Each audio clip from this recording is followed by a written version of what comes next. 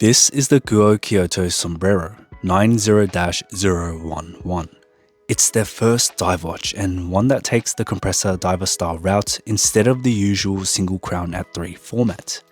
It's not the norm for most brands when it comes to a first dive watch, but I think for Kuoe it was a great decision as it provides a nice canvas for their design language to come through. I've been wearing this watch almost every day since I got it, and now that I've spent more time with it, I thought I'd share my thoughts on the watch. Here are the dimensions and specs. The case diameter is coming in at 38mm with a lug-to-lug of 45.5mm and a lug width of 20mm. The watch has a thickness of 12.45mm with 200 meters of auto resistance and double screw-down crowns, and has a power reserve of 41 hours from its Miyota 9039 caliber. Starting at the dial, this sombrero features a grey colour with a cross-brushed finish which resembles a linen-like texture. It captures the light beautifully and gives off a slight metallic sheen which helps to emphasise the pattern of the dial itself. This brushing technique alone naturally adds a layer of depth despite its simple nature, allowing light to cascade over the many ridges, forming shadows and differing levels of light which create highlights that showcase varying hues of grey. For the hour markers, we get a mix of numerals and indices, something that isn't too common when it comes to a dive watch and gives the sombrero a more rugged appearance. We'll get 12, 3, 6 and 9 numerals with square indices behind them, along with rectangle stick indices in between. All of the hour markers have a brushed finish to them and ties in well with that cross-brushed dial. However, the square and rectangle indices do have an added polished facet at their tips, which introduces a small shimmering effect that pairs well with the polished elements of the case. The hands are also brushed and take on a simple tapering structure with a lollipop seconds hand. Their finish matches that of the hour markers and their shape is reminiscent of those on a field watch, which when coupled with the numerals on the dial, give the sombrero a field watch aesthetic, granting it a hybrid characteristic with field and diver capabilities. The addition of a diving bezel is what gives the watch its diver function, and given its 2-crown setup, it will be found protected under the sapphire crystal. Here we're getting a black bezel with a circular brushed finish which works well with the dial to present a more tool-oriented look and goes against its vertical and horizontal lines for a bit of contrast, which provides some nice distinction between the two components. To rotate the bezel, just unscrew the crown at 2 and you can move it to your desired position. It's bidirectional, so it can be moved both ways and has a smooth action with very minimal tactile feedback. To set the position, simply screw the crown to secure it back in place. The hour markers, hands and bezel markings all have a faux patina pigment to them, playing into Kuoe Kyoto's design language, ultimately giving the watch a vintage appeal which, when combined with its style pattern, gives off a warm and welcoming sensation that conveys a humble and calm impression. Every part of the watch that has this faux patina is also lumed, and even though this generally impacts the brightness of the lume itself, the sombrero demonstrates a great level of brightness, appropriate for a dive watch and useful for low light settings. The case is personally my favourite part about this watch. Now, it's not overly complex and doesn't feature any insane finishing techniques, but its architecture is pleasing to the eye and its execution is just great overall, with clean transitions from the brushing to the polishing.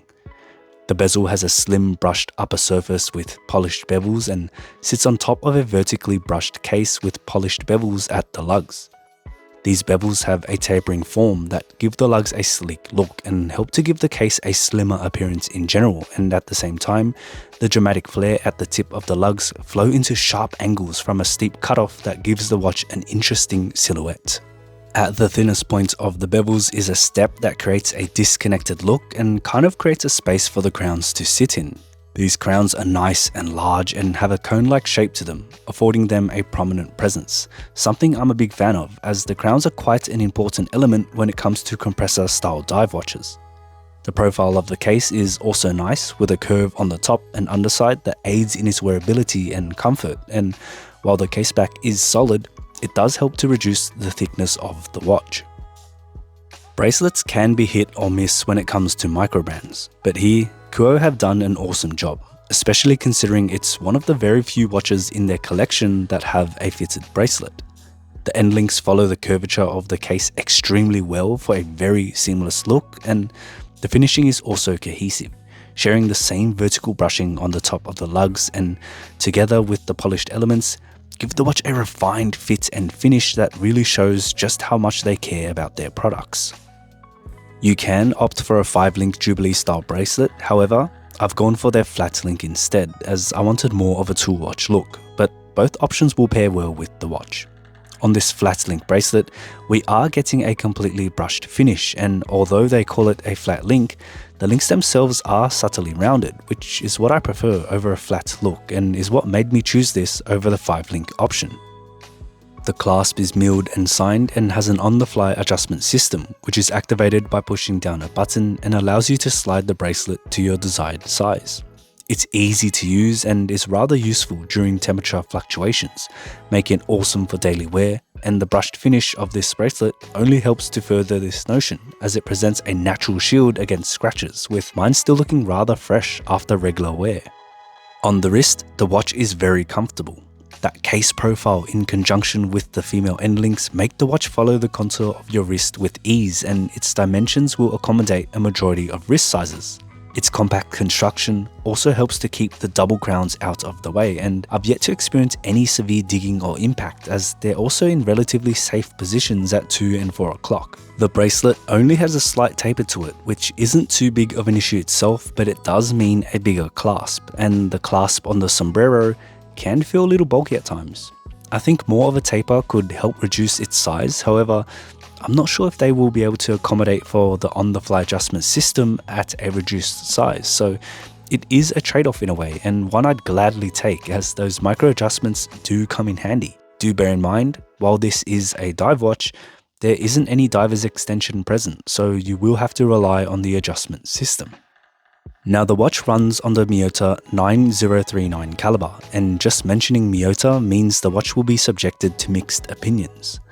I personally don't have an issue with it at all, and so far it has been running much better than its specified -10 to +30 seconds a day, with mine seeing an average of +7 seconds. I think going with a Japanese movement isn't a bad thing either, as it allows the watch to be competitively priced at $859 at the time of this video, and is quite appropriate for Kuoe Kyoto being a Japanese brand.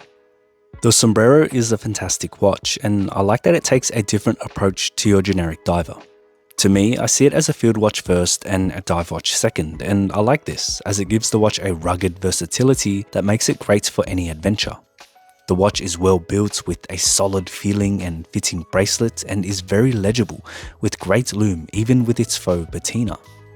That patina itself is executed well and fits right with the theme of the watch, giving it a vintage flair and humbleness that some other watches fail to do. It's a great first dive watch from Kuoe Kyoto, and it makes me excited to see what else they come up with in the future. Let me know what you think about the watch in the comments. Thank you for checking out the video. If you liked it, give it a thumbs up and consider subscribing for more watch content. I'll see you in the next one.